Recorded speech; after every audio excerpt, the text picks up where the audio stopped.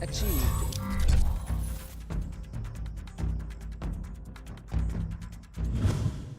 Well, welcome to Studio Day, Heffrey. Day quarantine. Well, let me tighten up my bucket hat. We got a big day today, ladies and gentlemen. Jerry Jones is big mad at the report that some anonymous players said his coaches aren't very good at their jobs. Big mad, I repeat. Jerry just did his interview on 105.3 The Fan with the KNC Masterpiece, KMC. Don't want to forget the great Mike Bassick in there. And, yeah, he ain't having it. He went so far as to ask them if they thought it was credible and kind of say that he thinks it's not credible. And that, of course, is just an insult to Jane Slater and her fine work, which we don't stand for here on this channel because Jane is outstanding at her job. And here's the ironic part. This is the ironic part. Jerry is going after the credibility of anonymous sources, where it's like, well, you know, and he said basically if you wanted to say something, you could put your name on it, so this report's not credible. Do you guys want to know where 90% of the Cowboy information that comes out anonymously comes from? You have any guesses? Like when the team is, let's say, in a contract situation, negotiating with a player, I don't know, Dez, Dak, Zeke. I'm trying to remember ones that I can remember 100%. Tank. Most of the anonymous, hold on, let me get you there. Anonymous things that come out of the Star come from him. This is my tea. I'm drinking my tea. So I think it's hilarious that Jerry would say something about anonymous sources and how they don't have any credibility when somebody loves talking to the newspaper. Loves talking to the newspaper because he loves to read the paper. So let's just giggle at that. Jerry's big mad. He is big mad, and I want to point this out too. Of course he's big mad. His team's bad. Of course the players are frustrated and venting. They're bad. You're not even in first place anymore, which I got a problem with. I don't know how 2-4-1 is better than 2-4. You don't know that you've done better than me yet because I haven't won or lost my game. But regardless, the Cowboys are no longer in first place, and Jerry's super mad. But look, most of the leaks that come out of the Star, they come from the front office. And a lot of times it's anonymous. So the idea that you just dismiss those reports is hilarious. Okay, moving on to the actual football. Mike McCarthy also had his presser this morning, and, man, he did not commit to the fact that Randy Gregory is even going to be playing this weekend. Said something about it coming down to special teams, but that he certainly deserves to be on the 48. I don't care if Randy Gregory can run down on kickoff. You activate Randy Gregory and you play him. You don't have good pass rushers. You have Alden Smith and Tank. Randy Gregory plays. Don't play games with me. And then Zack Martin. Excuse me. Zack Martin, McCarthy said that he's not going to play. Doesn't look like you're going to have Zack Martin against Washington. So without Zack Martin against Washington, what do you have? Oh, I forgot. I had all my little notes lined up, and then the power went out, and I thought for sure that we had the purge upon us, and I forgot to put the notes back in there. So now your offensive line is likely going to be from left to right. Cam Irving. I always get my Cams confused. Cam Irving, Connor Williams, Tyler Biadasz, Connor McGovern getting his first start. And at right tackle, you'll have Terrence Steele. So no Tyron, no Lyle. Frederick's retired. No Zack Martin. No Brandon Knight. I mean, you got nothing. The Cowboys are going to lose to Washington. Now, if you're a giant Cowboy fan that always wants to be optimistic, you can assume that I'm going to be wrong. Because I'm wrong all the time, and I've been terrible at predicting the future of this team this year. I've been terrible at predicting the games that they were going to win or lose. But you are dealing with Montez Sweat, Jonathan Allen, Daron Payne, Chase Young, Ryan Kerrigan, and you are doing that with no good offensive linemen. Not a one. Maybe Biotish is becoming a good offensive lineman. Maybe Connor McGovern is flirting with functional. But you have no good offensive linemen, and you are playing against a defensive front that is really good. Really good. Oh, and you're playing your backup quarterback. Don't forget that. So we should just kick that into the Cowboys versus the Washington football team preview, which is, that's the biggest part of it. Sweat, Jonathan Allen, Daron Payne, Chase Young, Ryan Kerrigan, all of these guys coming after an offensive line that's not good. It's destroyed. It's in shambles. That's where it is. And that's why I think Washington is going to win this football game. They also aren't terrible at corner. Kendall Fuller's really good. Ronald Darby's okay. I believe their slot guy's Jimmy Moreland, which isn't very good, but CD can eat every week against the guys who are covering him in the slot. But that front against the Cowboys offensive line, that is danger zone, danger zone, danger zone. And we know that the Cowboys defense isn't very good. It's so bad that they're saying that their coaches aren't capable of doing their jobs and they don't know what they're doing and they can't teach. That's where the Cowboys defense is right now. So, when the Cowboys have the ball and they want to pass, who has the advantage? I believe it's Washington. They have some functional cover guys, one really good cover guy. They have the ability to get after your quarterback. And Andy Dalton looked pretty skittish last week. It got real quiet on this team could be better with Dalton front, didn't it? Got real quiet.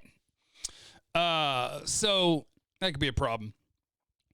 When you run the ball, could you run the ball against Washington?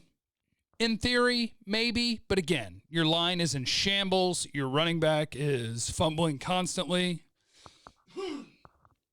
Need a cough drop. So I think you're in trouble. Now, when you put the Cowboys defense on the field, that's where it can get more fun. Because for Washington, gosh, how many good offensive players do they have? Terry McLaurin, for sure.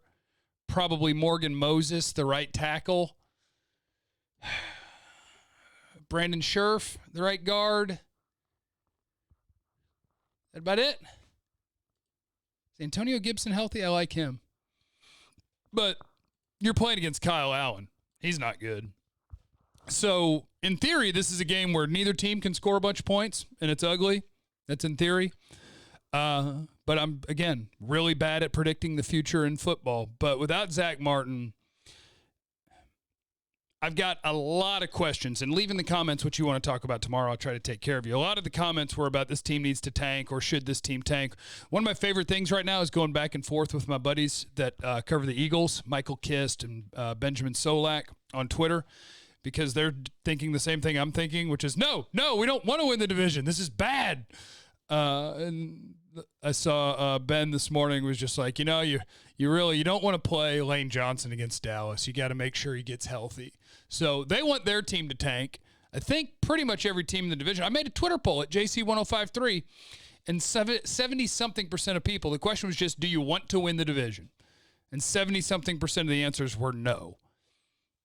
No Dak, no Tyron, no Lyle Collins, no Blake Jarwin. For the year, can you win the Super Bowl? I'm one of those guys who I don't like speaking in definitives. There's a 1% chance. If you get in the playoffs, you'd be one of, what is this year? It's 14 teams in the playoffs. If you get in the playoffs, you're one of 14 teams in the playoffs. What percent chance do you have to win the Super Bowl? Better than 1%. Almost no matter how bad you are. Just play good for those couple of weeks. But what is best for this team is to lose. That's what's best for the Cowboys the rest of the way. And not even necessarily because you get a higher pick. You can pick the wrong player, but you want to be able to pick with more players available, or you want to be able to have a more valuable pick to be Captain Trade Down. Let Captain Trade Down ride, baby. I think right now they'll have, 7, 8, 9, 10 or 11 picks this year. What if you could turn that into 12 or 13 picks with 3 or 4 in the top 50? Now you could try to rebuild that defense. This team is going to need at least one corner, probably more. At least one safety, probably more. At least one defensive tackle, maybe more. Could use a linebacker, could use a defensive end. Could probably still use offensive line help. This team needs to probably throw 3 picks at corner, 3 picks at the defensive line, a pick or 2 at safety, a linebacker, wide receiver always, a tight end. This team that you need to lose, and that's okay. That's okay. Let the ice tank gift ride. Slide on around the corner. Let the ice tank ride. So like I said, I had your comments and your questions lined up but then the power went out, and so I lost them. I can do this on the fly. See if I could get to the videos and get to the comments. The only problem is you guys are so good that there's like 400, and so I have to try to find my way through for the mailbag. Your channel, manage videos. You're really committed if you're here just watching me browse through here. Last video, 390 comments. Shout out to you guys. Okay, let's see here. Oh yeah, so many of you are just guessing at who is the anonymous snitch on the defense.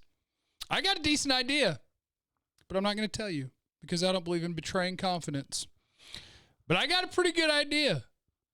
So you can keep guessing if you'd like.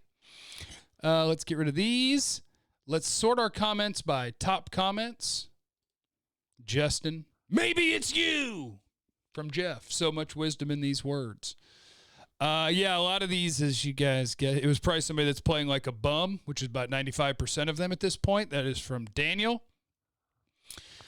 We blamed last year's coaching staff, fired them, then the same thing happens this year. The common denominator are the players. Lack of accountability has plagued this team for years, and 2020 has exposed it for what it is finally. Yep, and that starts at the top, in case anybody's wondering. That starts at the top. We can keep blaming coaches, but we know 100% that players are doing their homework, watching film, taking notes in meetings. Sure as hell doesn't look like it. That's from Eric. Jeff says that Jerry wants to win. He's not lying. However, Jerry and company have no idea how to build a championship roster. They've been struggling to do that lately. They sure have. Okay, this one I like from Robbie. Players versus scheme versus coaching versus injuries versus COVID versus expectations versus culture. What's the order from biggest problem to least? The Cowboys culture is the one that can't go away because the guy at the top's not going to change. But I don't think that makes it necessarily the biggest problem in any given year. It's just the constant problem. Right now, the biggest problem is players. You tell me the team in the league that could lose their Pro Bowl left tackle, their Pro Bowl right tackle, their Pro Bowl quarterback, their Pro Bowl right guard now. You had a Pro Bowl center retire. Your tight end, your corners have been banged up. Like, nobody can survive that and be a good football team. So that is number one. For everything else you want to get mad about, and I'm cool with it, number one is they're hurt. That's number one. And then the avalanche of poop rolls from there. You're hurt. Maybe your defensive coaching staff is bad. So now I'm banged up. I'm shorthanded. My coaches maybe aren't good. So now I'm 2-4. Now we're all mad. Now we're going to talk bad about people. Now we're going to point fingers. And it all started with hurt. That's where it starts. Could you give yourself a better chance to win if Tank wasn't in a 3 or a 2-point stance and Everson Griffin wasn't playing a 2-point stance? Sure. Yeah, they're doing questionable things in scheme. But number one is you're hurt. Corona's part of it. Trying to install what Richard Sherman called a really complicated defense on the hoof without enough time to do it, probably a bad idea. So that's part of it. Players is not necessarily part of it because if your players were healthy, this team might be doing considerably better, although they didn't start the season great. Expectations is not a problem. Expectations, you should have had expectations. You had a good roster. So the biggest problem is injuries. And then you go to everything else. But yeah, they might need to move on, find them a new D coordinator. Maybe. All right. Thank you guys. I love you. Enjoy the game. I'll make a video tomorrow, I think. I don't have anything going on. Might be going to make some burgers. My buddy Aaron's house. I don't know. But leave in the comments what you want to talk about tomorrow. Make sure you're subscribed, have notifications turned on, join the 22% club. I love the 22% club. Just a smidge more than everyone else. And I'll see you tomorrow. I'm going to go Washington 23, Dallas 16. 23-16 Washington. I love you.